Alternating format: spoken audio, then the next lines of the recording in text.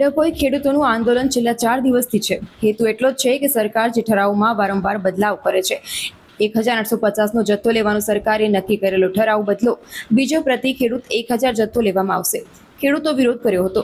1700 જથ્થો લેવાનું નક્કી કર્યું, જેને કારણે ખેડૂતને બહુ આર્થિક નુકસાન છે. હજી પણ તમામ લોકોની જાર ઘરોમાં છે. અમારો પ્રશ્ન એક જ છે કે પહેલા જે ઠરાવ હતો તે પ્રમાણે લે તેવી માંગ છે. હાલ 4 દિવસ ઉપવાસ પર બેઠા છે, કોઈ જોવા પણ આવ્યું નથી. કોઈ કંઈ પણ કરશે તો સરકારની જવાબદારી અને લાગતા અધિકારીઓની રહેશે. ડભોઈમાં ખેડૂત આંદોલનનો 4થો દિવસ છે, ત્યારે હજી સુધી કોઈ ઉકેલ આવ્યો નથી.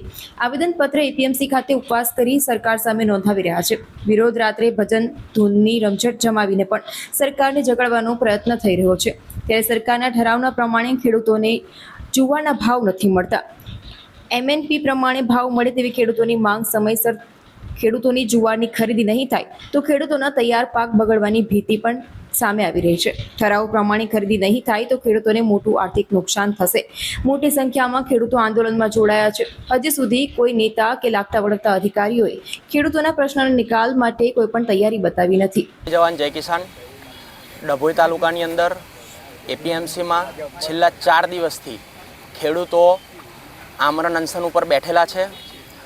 અમારી માંગ એમએસપીના ભાવથી જે જુવાર ખરીદી થતી હતી એની અંદર જે 1 થી 15 તારીખ 30 તારીખ સુધી જે ખરીદી થઈ છે અને પછી 1 તારીખે જે ઠરાવ કરવામાં આવેલો છે કે હવે પ્રતિ ખેડૂત 1000 કિલો લઈશું, એના વિરોધ કરતા હતા. અને ત્યારબાદ અમારો વિરોધ થયા પછી એને સુધારો કરી 1700 કિલો કરવામાં આવેલ છે. અમારી માંગ એ છે કે જે જૂનો મૂળભૂત ઠરાવ હતો એ આધારે 1850 કિલો પ્રતિ હેક્ટર જે પ્રમાણે ખરીદી પહેલાં કરેલી છે ખેડૂતોની, એ જ પ્રકારેની ખરીદી થાય. જ્યાં સુધી અમારી માંગ પૂરી નહીં થાય ત્યાં સુધી અમારું આ અનશન આંદોલન ચાલુ રહેશે.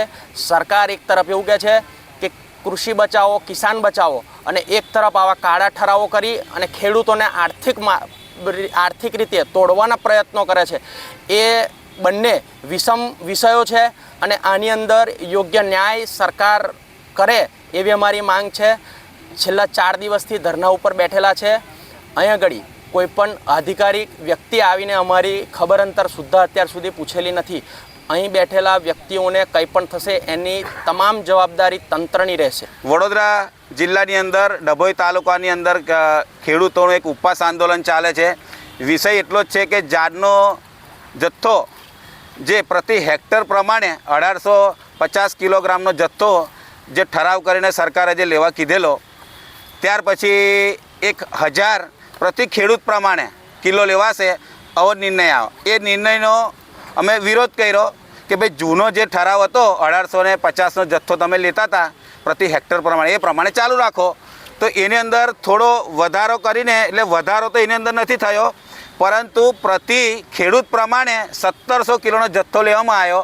પણ અમારી માંગ એટલી જ છે કે જાર બધાએ કરેલી છે અને ખેડૂતની સમસ્યા બહુ મોટી છે અને ખેડૂતને બહુ મોટું આર્થિક નુકસાન થાય એવું છે.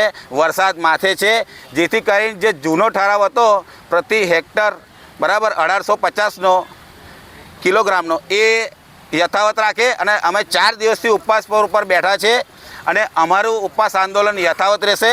સરકારને અમે રજૂઆત કરેલી છે.